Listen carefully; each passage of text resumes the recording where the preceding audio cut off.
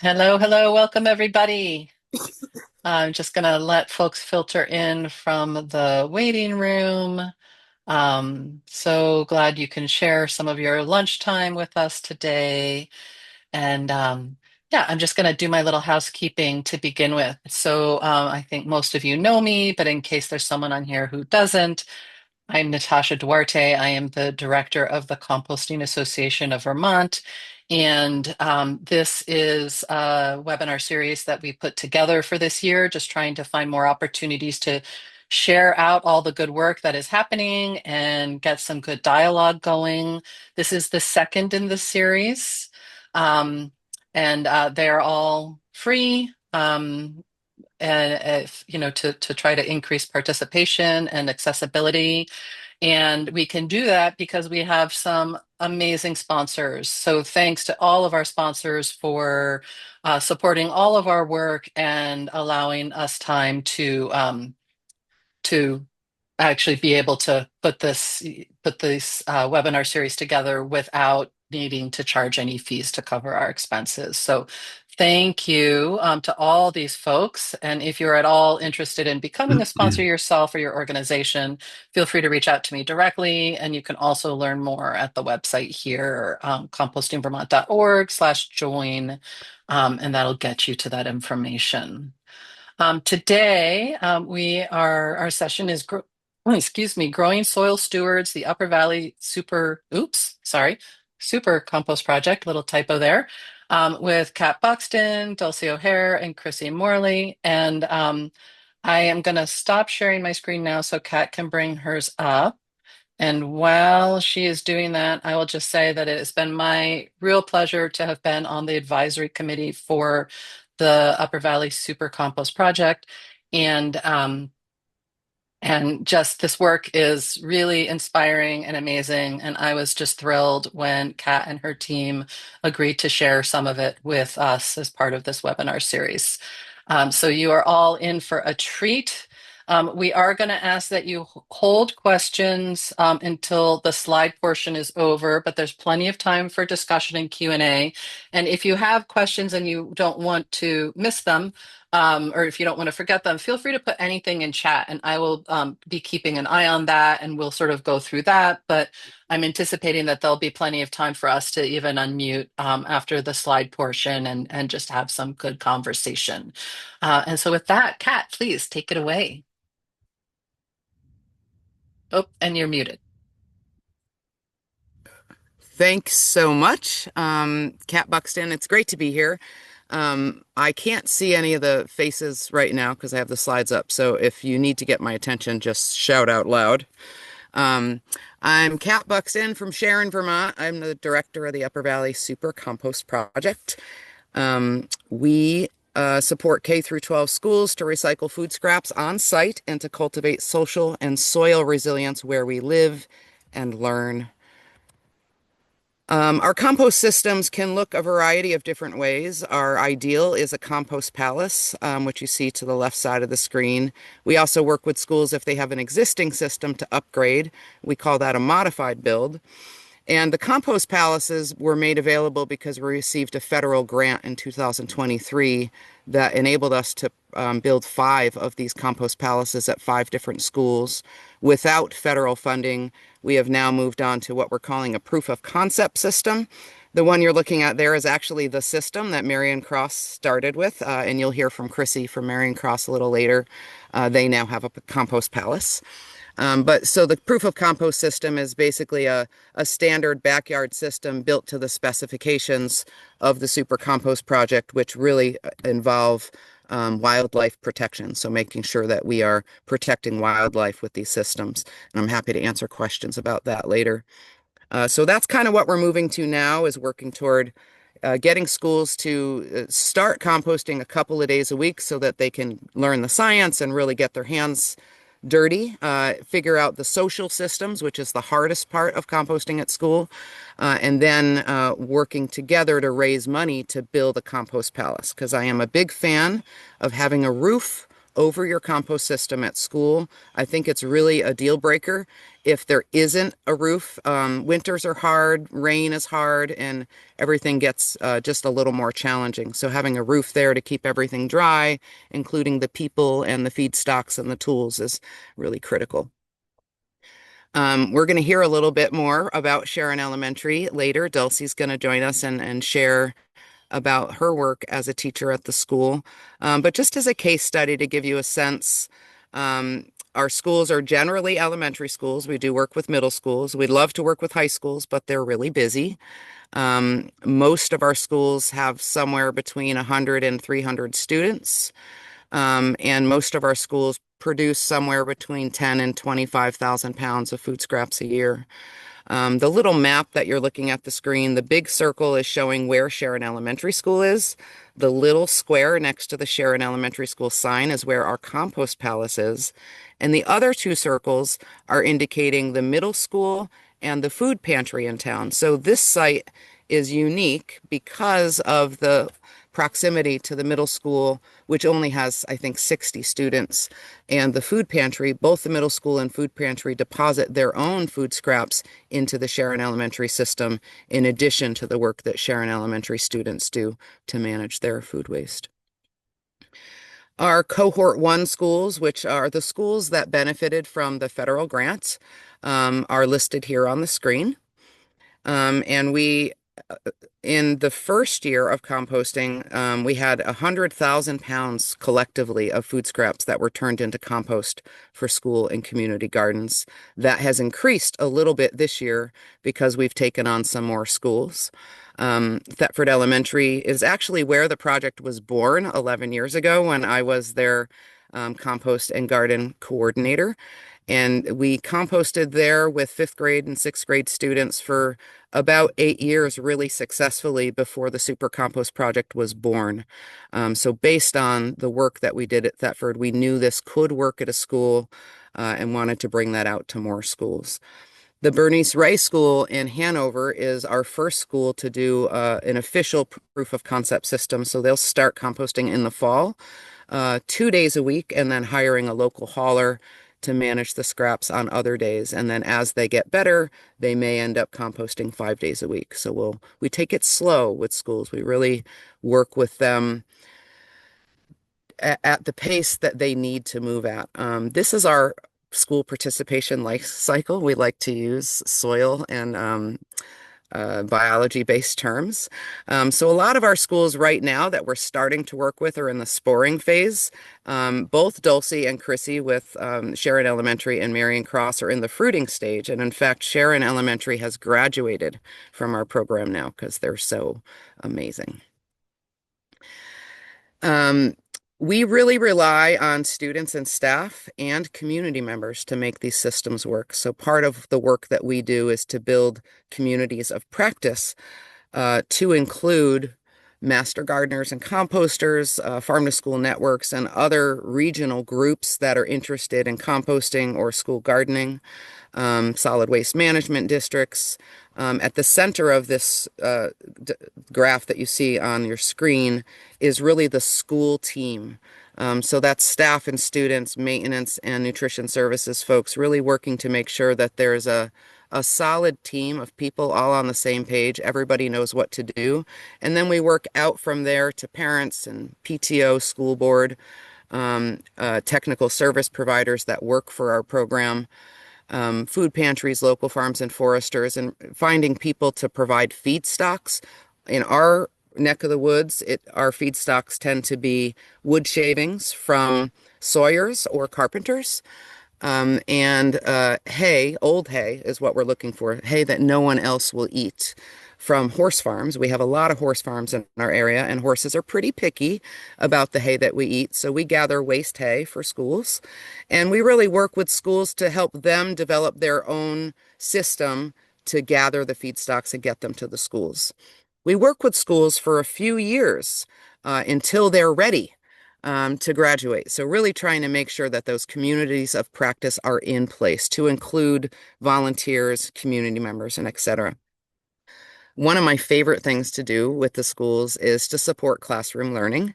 And my absolute favorite activity is bringing microscopes in. So we borrow microscopes from the New Hampshire Academy of Sciences. We're very lucky to have them in our community.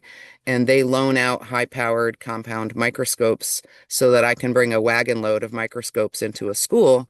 And we get to take samples of our compost system and then bring them in and prepare slides and look for the microbes in there. Our project mascot is Nima the nematode, the cute little nematode. The nematodes don't actually look like that, but she's cute, so we're keeping her. And that was designed for us by King Arthur Baking Company, one of our larger community of practice members. Some of the pictures that you're seeing here, we have a pseudo scorpion, and on the right side of the screen is a nematode. And we see lots of these critters in our compost, and it's one of our first indicators that we're doing well in making good compost when we can see that we've got all the tiers of the soil food cycle, the soil life cycle, in our compost. And the kids really enjoy being able to see these organisms and know that they're the ones creating the conditions in their compost systems for these critters to be there. And these critters are the ones that are doing the work. I mean, the students, of course, do the work too, but these critters are the ones that break down compost and make it turn into a wonderful soil amendment. I'm going to turn it over to Dulce now to talk a little bit about Sharon Elementary and the work that she's done as their fifth grade teacher to really make this system work at Sharon. Thank you, Kat, and thank you, Natasha. I'm looking forward to hearing questions later on, so thanks for all of you who are listening carefully. The photos on the screen are of some of my students, and on the right, some visiting students from another school. Since we began doing compost and diverting our food waste over 10 years ago, we've really had a lot of stops and starts, everything from some small bins outside of classrooms and a verma or worm composting bin under the kindergarten teacher's sink cabinet, up to now where we have this fully functioning and very supported compost system. So it's taken a while. And of course, stops and starts along the way with COVID especially, and changes in staffing. And so as a fifth grade teacher, I want this program, and as the compost coordinator with support from our outside people like Kat, I want this program to function really well for the cafeteria, our custodians, our principal, the school staff. But then I also want to use it as a learning tool for my students in my classroom and then the other students in the school. And we've even gone beyond our own students and beyond our own school to use it as a learning tool. So over the last 3 years, we've really got a great system in place where we have built a really strong and sustainable community within the building, and then community members, even some who I haven't met officially, who will come and support by turning and taking care of the compost outside of school hours when that needs to be done. And one of my favorite things is putting students in charge of learning and then teaching the younger students about the basics, how we do the compost every day, what it looks like in the cafeteria or the classroom, all the way into the microbes. And so over the last few years, we've had fifth graders in small groups planning lessons, developing a game or an activity on their own that was age appropriate for preschool, first, second, third graders, and kindergarten, of course, and then implementing a short lesson in the classroom and then bringing them out to the compost to show them how it's done. And it's very simple. It's really beautiful, and it's super powerful though for those students because they're in the teaching shoes. So we've loved that. We've also invited schools from other locations nearby to check us out. And then thanks to our connection with the Super Compost Project and CAV and CAV Buxton especially, we've had an opportunity for those students to even go beyond teaching our own community to the Vermont State House to share about how small rural schools are doing amazing things. And then this year we, on the right-hand side there, did have a Vermont Organics and Recycling tour as part of their conference, I think. So my big goal for my students is to, learn science through service, really develop lifelong habits and skills that they can apply. And we have, I think, a little video of the students taking care of the compost, as we call it. So we'll have you take a look at that. And our school was very primed for this kind of work. All of our teachers provide outdoor education in some way. We don't have, like some schools in our area, an eco teacher or a STEM teacher or a dedicated science teacher. Each classroom teacher provides sort of an age appropriate and unique outdoor education experience. So we have school gardens. This was just this past September, harvesting one day, cooking the next day, and of course, learning and knowing that our compost and our food scraps eventually do make its way into the garden to support that growth. And so just students using the wagon to go the short distance from the back of the cafeteria out to the compost system. They really enjoy it. It's a little break, from the classroom. It's always an enjoyable little job by choice. And we have a wonderful custodian who participates in that and helps me as a classroom teacher when I can't step away to help with this daily job. And I think we'll play this or without. We'll play a little video. We're not going to play the whole thing. It's about 3 minutes, but we wanted to give you a sense of the movement and the ownership that students take. So I hope you can hear this. This is a video that was taken during the VORS tour this past spring. So right now, these guys are just doing what they do every day.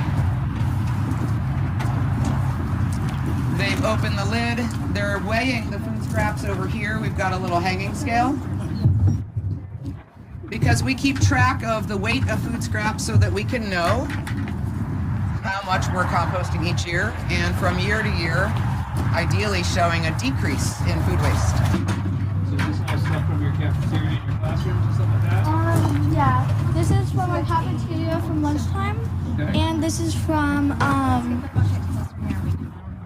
this is also just from our food scraps from like snacks time and stuff. And so we bring it out and we'll bring it over here, we'll take the lids off and we'll weigh it, and then at the end we'll add up the weight. And lately we've been having a pretty low amount, but I think today we're gonna have a pretty high amount. And then we'll bring them up here, and one of us will dump them in. Oh, right now it's really full. Then basically it like breaks down like this cycle right here. And it breaks down, and then eventually we move it into the second bin, and then it does some more like breaking down and stuff inside the second bin, and then after it's done doing the rest of it in the second bin, it goes to the third bin. And then in the third bin it sits for a while, and then we come over here and we lay it out on this. And at the moment, this is what we have at the moment. And it's pretty nice. It can be really smelly though. Wanted to leave it till she said it can be really smelly though.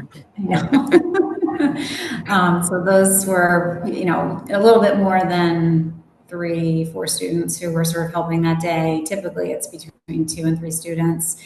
There's lots of different jobs. That big orange thing was actually the trash picker, because unfortunately we do find little bits and pieces of trash from time to time mixed in with the cafeteria compost. And yeah, they do take ownership, enjoy the hands-on physical work, really, caring about their community and The goal for me always is continuing that science learning, the data collection, applying it to standard curriculum and integrating it in that way. But it's just a joyful experience, and we, just really one of the ways that we care about our environment at our school. Thank you so much, Dulce. And now we're going to have Chrissy talk a little bit about Marion Cross. Hi, everybody. Thanks for being here. I'm delighted to have the opportunity to share the work of the kids and to be able to participate with Kat and learn so much from her and this process, about this process. So I'm going to do just 3 slides about sort of the evolution that's been very organic about how our compost started, where it went next, and then sort of projecting out into the future to some things that we're pretty excited about. So when we first started, the picture on the right is what I walked into, where we had a hauler that was coming to school and collecting food scraps to be composted.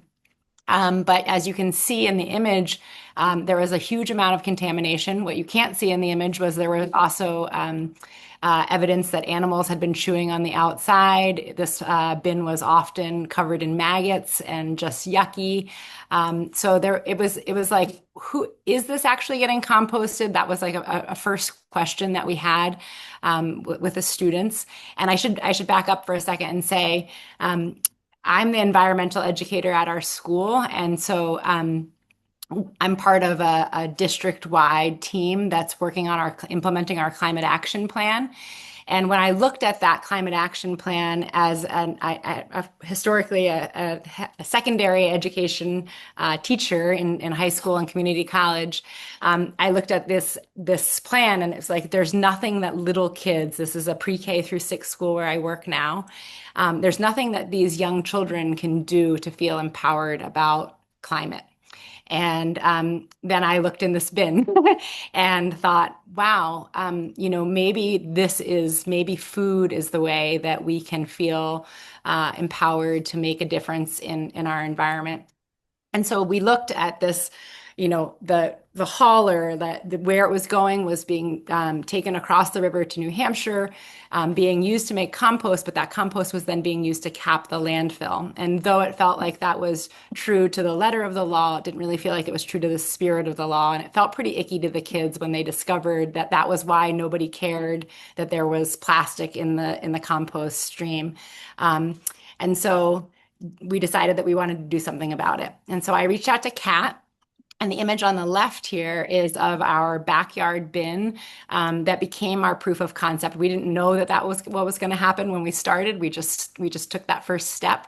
And we dialed our recipe in, and we worked after school with a group of, at the time, 5th graders who formed an environmental club. And myself and my colleague, Devin, both just stayed after school 1 day a week. We worked with Kat. We got a recipe of how many buckets we could manage in this system, getting feedstocks, how to source them, how to use them. And we started getting high temperatures, even in this little bin in the back of the school, right through the winter time. But we were only able to do about 1 to 2 buckets a week. And we produce about 2 to 3 buckets a day. And so all of the rest of that compost or food scraps was going and still being shipped across the river. And so we wanted to be able to do something about it.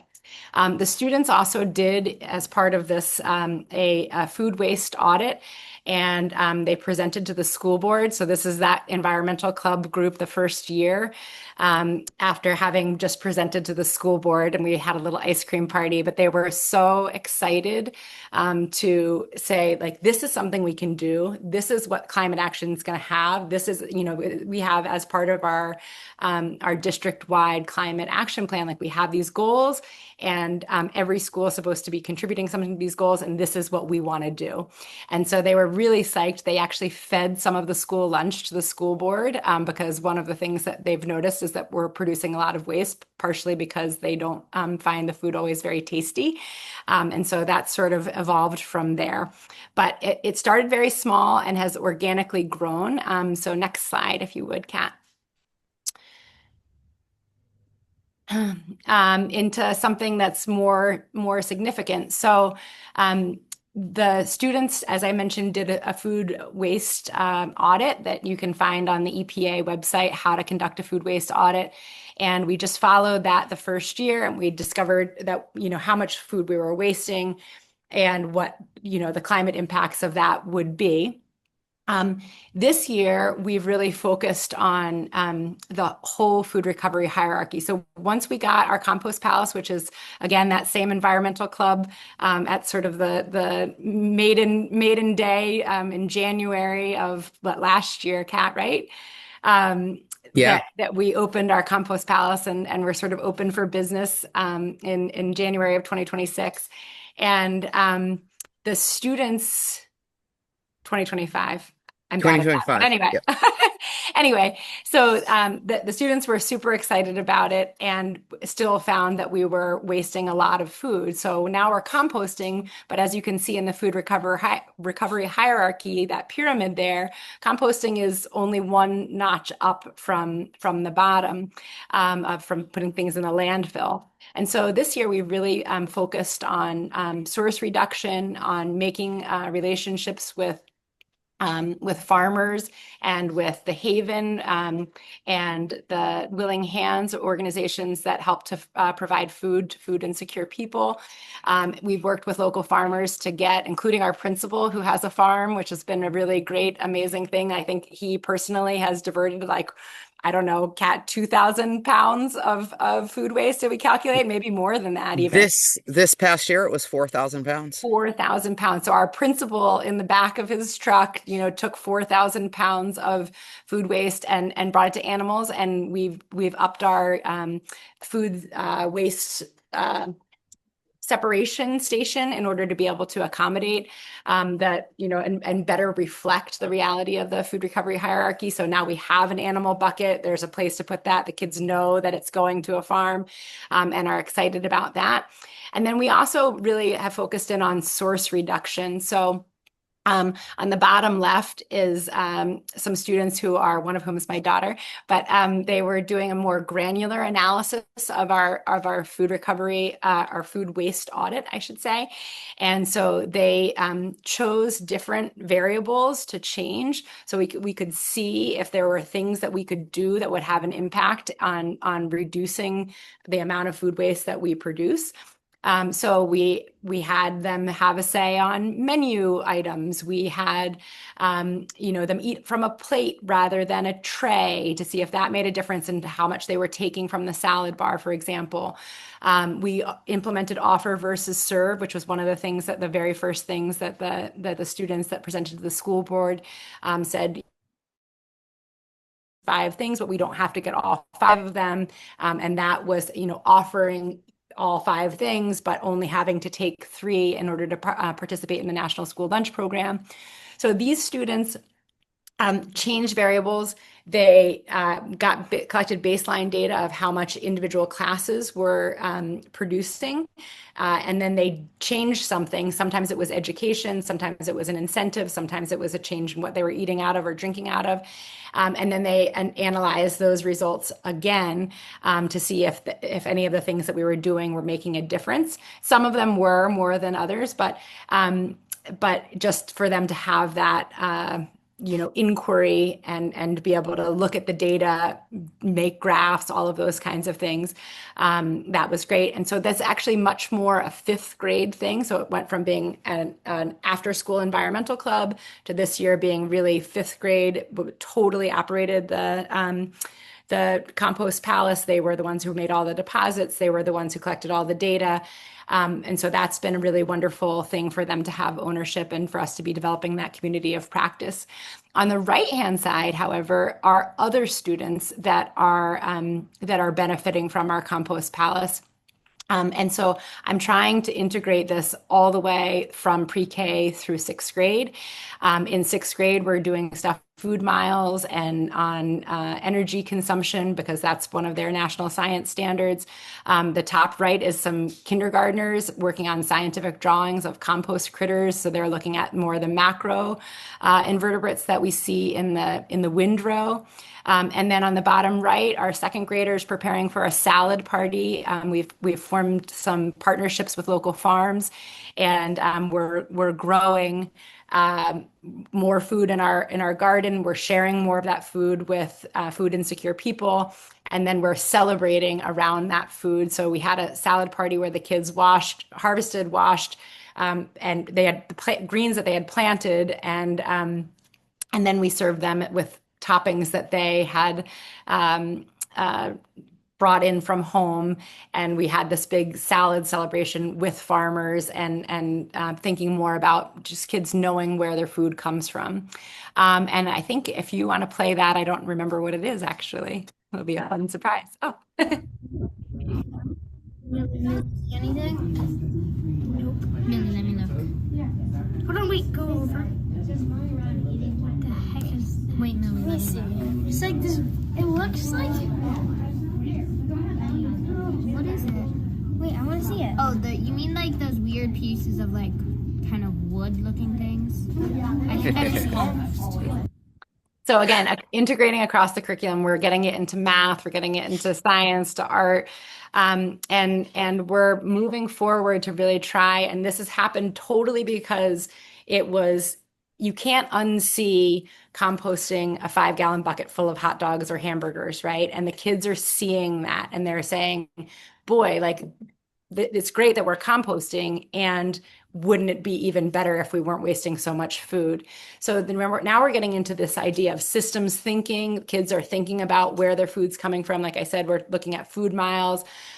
We're forming relationships with local farms and with other local organizations. So part of our work through partnership with the Equitable Climate Action Partnership, another partner that has been really integral in this work, is that we formed a relationship with Cedar Circle Farm and Education Center. First, third, and fifth grade all went on field trips to that farm, and they did different things here. These are all pictures of fifth graders who were using potatoes, and in the lower left there, they made a potato salad 3 ways, and they were potatoes that were from last year and were destined for the compost. And so they cooked that food. We made taste tests of those potatoes to bring back to school for kids to vote on which potato salad preparation they liked the most. The classic is from the New York Times, was the winner by far. And so again, thinking about where food's coming from, having kids be more involved in cooking, having kids have more say in what they're eating, I think has been really empowering. And so that's been a cool one. The bottom right is again a cooking session with food that was destined for the compost. And then willing hands in the middle there, that's children. We planted, I think, 500 feet of beans for the Willing Hands garden, and they're growing food. So Willing Hands has gleaners that come and go to different farms to collect food and get it to people who need it. And the children were involved in planting food and preparing the gardens for the growing season. And so that felt like a really nice integration of our wider community. While we were at Cedar Circle Farm, I think that's that video, Kat.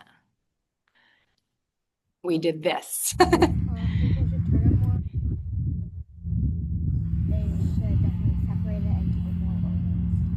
Turning, separating, organize.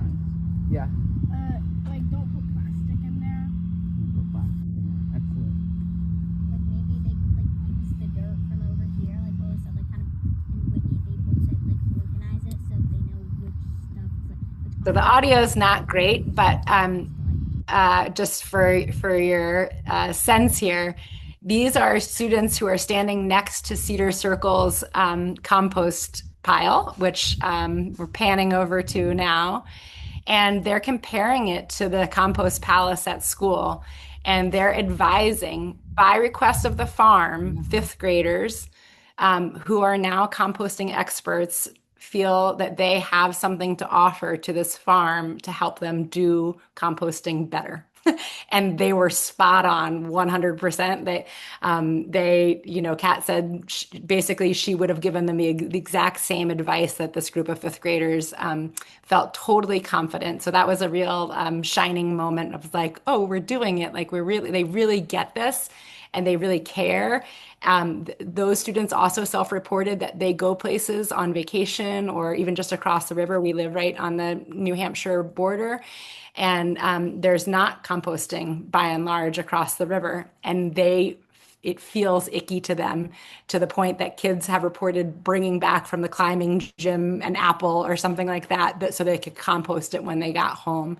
So just having that, I had somebody buy their mom a compost thermometer for Hanukkah or Christmas or something. So kids are really taking taking ownership of it at school, but it's also really myceliating to Kat's language use. And I don't remember what this one is either, Kat. Let's find out. Okay. Oh. We did kindergarten? Yeah. This. What? You didn't leave with that? Give yourselves a pat on the back. That's awesome. So those are fifth graders after the food waste audit that we did this year, and they were in a kindergarten classroom where they had taught the students in kindergarten about composting, why it mattered, and food waste reduction, why only taking what you need from the salad bar or whatever, taking the food that you can actually eat. And so that was them sharing that class had the least food waste in the whole school.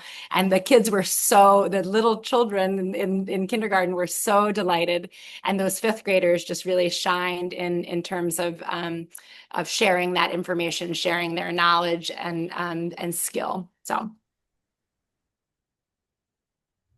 That was it, right? Awesome, Chrissy. Thank you. All right, we're about ready for Q&A. I just wanted to share some impact statistics. On the left side of the screen are our statistics from the 24-25 school year, showing about 89,000 pounds of food scraps diverted. And when we say diverted, that means that's either went to the compost system at school or it was fed to farm animals. So Sharon Elementary also feeds farm animals some of their food scraps. I take some because I'm a Sharon resident and I bring them back for my chickens. And Mr. Doug, our awesome custodian, also takes them for his chickens 1 day a week. And then on the right side are our program impact stats for this year. We're just calculating those, so we haven't formatted them yet. But you can see that the daily average of food scraps has gone up about 5 pounds, but we're now counting more schools. And our total diverted was almost 112,000 pounds this year. We also started counting feedstocks, recognizing that we're capturing a lot of waste from our community and turning that back into soil. So we really wanted to start to calculate the total volume of wood shavings and manure and hay that we're collecting. And now that we've been doing this for long enough, compost takes a while to cure after it gets out of the bin. So we now have a statistic for how much compost is produced. And just this year, it was 62,000 pounds of compost ready for school and community gardens. And we do a little bit of CO2 offsets using the refed calculator. And there are challenges. So we painted a really rosy picture here, and it's been a lot of work. Dulce and Chrissy are stunning examples of teachers and people at school that are really doing this work. All of our schools have a different story. They all have wonderful success stories, and they also have challenges, as does our project. So we wanted to be real with you, and please ask us questions about those challenges too. This is just a short list of what we find are challenging for schools and what we find are challenging for our project. Largely, the funding landscape has changed a lot, so we can no longer offer the construction funds, but we're trying to work a way around that. And that is what I have. I would love to hear your questions.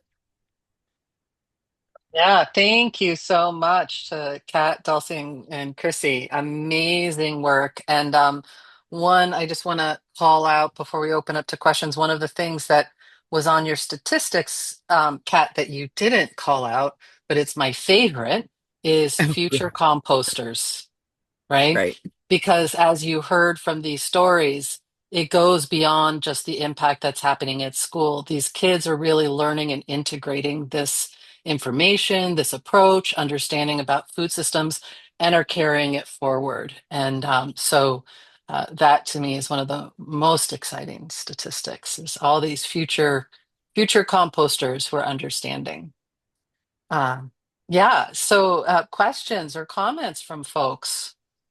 Will there be a copy of this webinar available? Yes. So this is being recorded. It often takes me about a week or so to pull together. And what I might do is, in addition to the webinar recording, Kat, I don't know if you have links to those individual videos if they're like on the online somewhere, but if not, we can find a We, way to share some of the individual videos as well that were embedded. yeah, we don't, but I could certainly get those to folks that if they wanted Okay. them specifically. Yeah, great. Um, so we have one question in chat. Staff Turner, the question of, okay, who's going to take that on is the biggest barrier they found starting new projects in schools, and the biggest factor in projects or infrastructure being abandoned in schools over time. How have you overcome that? Well, I'd be curious to hear from Chrissy and Dulcie too, but I can tell you that from our perspective, it was one of the barriers we identified at the very beginning of this project. So in order for a school to be a part of the Super Compost project, they need to have a school team. Um, and it remains an issue. So all of our schools do have a team of people. Some have more than others, and even those that do have a great team, sometimes the lead teacher leaves, or sometimes the principal leaves. This year we've had 3 of our schools switch principals, and one of our lead teachers left. But all of those schools have also been doing peer-to-peer learning, involving younger grades in the program, making sure that other staff are involved. Our facilities teams have been really critical in helping sometimes with those transitions. So in answer to the question, building a team at the beginning, we can't just have one champion. It's too much for that person. It really is a community effort. And I think it's part of our overall goal is to really help communities in general understand the value of recycling food waste. So branching outside of the school too. Even with that step and that being an important part of our program, we still run into staff turnover issues. We haven't had any systems yet that haven't continued. All schools are finding a way to do that. One example I can give is a school this year whose lead teacher left. They are going to back up a little bit and start composting only 2 or 3 days a week and hire back a small scale hauler for the other days to take the pressure off so that they don't have to be out there every single day. That's part of why we work with schools for so long, so that if these hiccups come up, we can help them work through them. Yeah, Dulcie, Yeah. Chrissy, if you have anything to add. I'll just add, I think that's one of the huge beauties of the way that Kat has organized Upper Valley Super Composter Project is that it is a real partnership. There is it's just very thoughtfully laid out and designed with those common hurdles, staff turnover being chief among them. And so I think that the if you look online and or have a conversation with Kat about implementing something like this at a school near you, it really is very, very well thought through. And I'm the type of person who often is that champion person, and takes on sometimes more than I can sustainably manage. And it was like that was not allowed, right from the get-go, that we had to establish, we had to demonstrate that we could, we weren't all on, it wasn't all on one person to do it. So we really do have a community of practice, tapping into the master gardeners, tapping into the master composter program, and having community members come and get involved. They often want to learn, too. That's the turn and learn, that Kat will offer. And so, it's you're doing community service, but you're also getting basically one-on-one instruction from an expert, to come and share your time. So I think really capitalizing on those kinds of things. But I think that Kat's done a great job of making that, very clear that this is an issue from the get-go, and that's been great. Right, thank you. We're gonna go to Wolfgar, who has his hands up, and then back to a question in chat. Yeah, thank you. Excuse me. Thank you, Natasha. I think it's a great program. I really love the presentations. One reason why I want to say something, why I'm on this webinar, is that the Charlotte Central School has about 400 students. And about 8 years ago, they self-funded and built a beautiful palace for composting. It didn't last very long. They even had a garden next to it and lovely bushes and everything else. I mean, it was great. But then a couple of years later, the enthusiasm sort of went out of it, and it's been sitting there empty, not being used anymore. And so it was interesting hearing some of the reasons why things fail. I mean, I was not personally involved. I was just observing this, from as a taxpayer. So it would be lovely to get that started again, but I don't know if how one should do that. Should we suggest maybe somebody at school who might be interested in getting in touch with some of the schools that succeeded in doing it? Yeah, I think that's a great idea. I try to limit my consulting and work with schools to the Upper Valley, and there's a reason for that. So, because when you have lots of schools in one region, composting, they can learn from and share with each other. And Dulce had a picture of students from one of our schools coming to visit another school so that students could do peer-to-peer learning. So I think that's a really critical part. I am familiar with the Charlotte system, and I'm sorry to report that one of the leaders from that system is now working with us.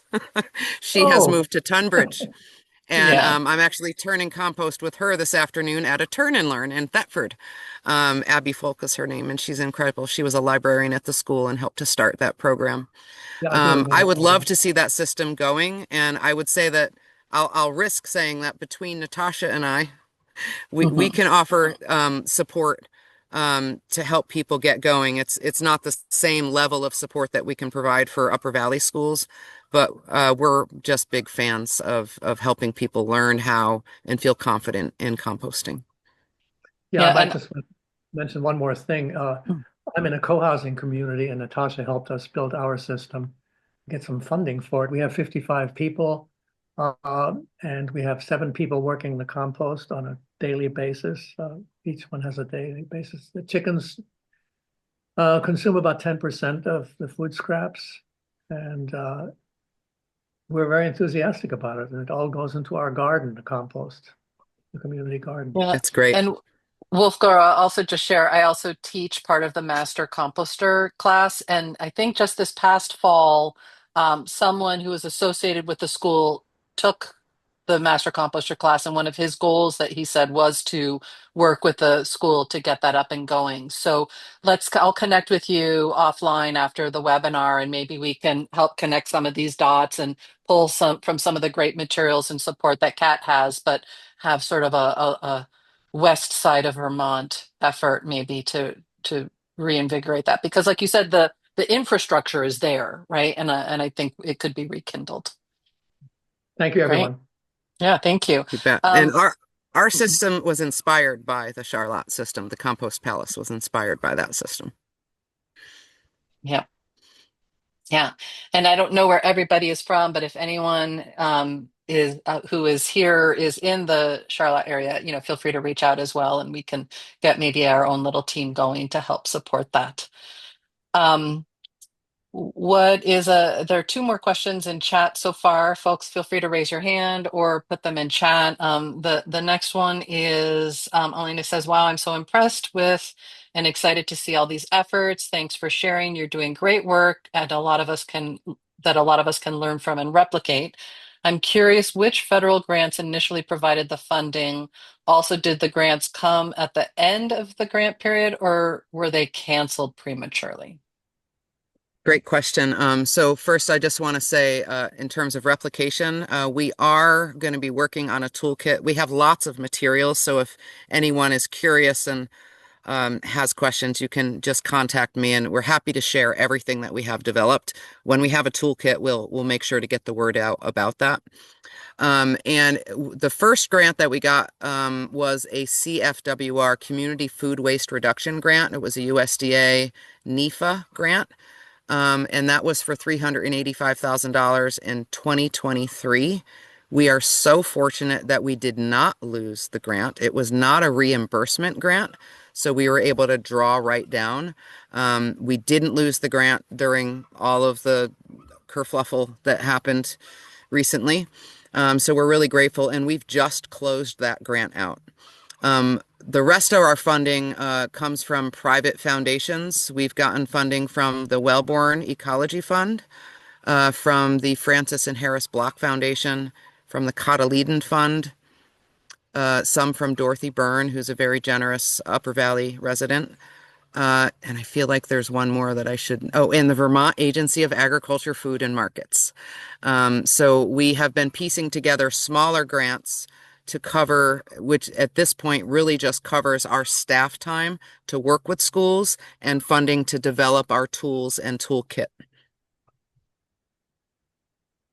Great, And thank we're you. always looking for more funding, and we'd love to find funding for construction. Yeah, and thank you, Dulce, for dropping in the Upper Valley Super Compost Project website. So that's in chat now, and I'll be sure to send that out with the recording as well for folks. It'll be posted with it. Dulce, did you want to add something before I go to the next question? I was just going to hopefully contribute to the next question slightly. What happens in the summer when school is out of session? We're having a unique summer this year because our school is having a construction project. So we're mildly arrested right now, although there is a turn that's going to come up next week. And so it'll be a little bit dormant for the summer this year. But the goal of integrating those other people that are on our little campus there, our Sharon Food Shelf, and our middle school has been integral for summer, because at the very least, if a deposit is made in the summertime, a small amount from the food shelf, they know how to cover and use the feedstocks to keep everything under control, even if it's just a deposit and a cover. And then what's been wonderful is our school has a summer program, a summer camp, and for at least 6 or 8 weeks, there are staff and students, my former students basically, who know how that system runs. So even if it's not done perfectly over the summer, they can still divert their food waste and take care of it. And then someone like me or Kat or another volunteer community member can come check in on the system throughout the summer. So I think it just going back to that, teaching everyone and sending those tendrils out into the community makes the summer happen. Yeah, exactly. Some of our schools have summer programs like Dulce mentioned, and in those cases, for those weeks, someone from the summer camp has been taught the composting. The school has been really good about making sure that communication is happening. So for those weeks, it's still in session. For schools that don't have summer camp, They make their last deposit in June, and then I help to organize volunteers through the Master Composter program or through the individual school community of practice, and through Turn and Learns, where I advertise sort of broadly in the whole region, where folks can have an opportunity to come learn how to compost with us while turning compost for a school. So my goal in the summertime is to try and get the system cleared out. A month at a time in a bin is what we want to make sure that there's enough breakdown before we turn it to the next bin. So throughout the summer, I might host 2 or possibly even 3 turn and learns. Sometimes I just go and turn it myself. Depends how much material there is. So we have just this past week, we had the past 2 weeks, we had 5 turn and learns at our schools with volunteers signing up. And what I hear from these volunteers is that it's an incredible experience that they kind of immediately go home and want to fix their compost. It's really great. So good question. And so every school is different, but we find a way to make it work. And I just want to highlight something that I spend a lot of time talking about that Dulce and Kat just brought up is the incredible importance of communication, right? So schools need to know if outside partners are making deposits. We need to all understand who is responsible for it. Like that, like back and forth, understanding the state of the system is not something to be overlooked. That can, that has in the past in um, lesser thought out approaches has been a stumbling block when someone comes and all like there's all kinds of stuff that's been added and not enough, not per recipe, not enough carbon.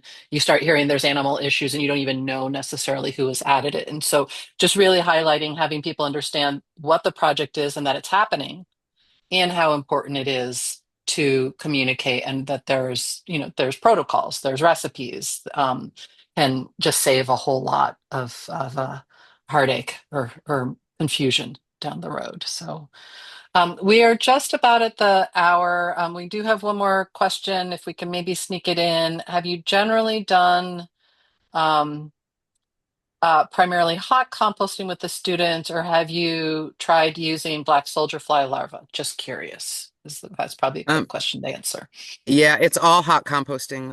We're really working toward PFRP, which is the process to further reduce pathogens, 131 degrees for 3 days, ideally in each one of the bins, but especially in bin 2, where it goes after the whole bin is full and no further material is added. And typically 140 to 150 degrees is what our active bin is reaching, and sometimes also in the second bin. So we only do hot composting. We are not happy to have flies around. We do get fly outbreaks on the shoulder seasons here at some schools, usually if, feed stocks are not in line. I personally am super interested in black soldier fly larvae. I also raise chickens. So we do a little bit of that here at home, but I'm not sure the kids are ready for that quite yet. Great answer. Awesome. Well, once again, thanks to all of participants. So lovely that you could spend your lunchtime hour with us. And Kat, Dulcie, and Chrissy, thank you so much for, not only sharing your work here with us today, but just for everything you do in your communities. It's really, really impactful and such an inspiration, I think, for everybody. So super thrilled that you all joined us here today. I will let everybody know. You'll get an email when the recording is available. And we have 4 more webinars coming up in the series on different topics. Next month's is really looking at the whole hierarchy and how to think about those upper tiers that sometimes we don't talk so much about, although this team here today laid fabulous foundation for that conversation in terms of thinking about waste reduction and what to do with edible food and partnerships with farms. So that is the theme for next month. Same time, second Thursday of the month at noon. So feel free to sign up for that if you haven't already. And just wish you all a wonderful rest of your day.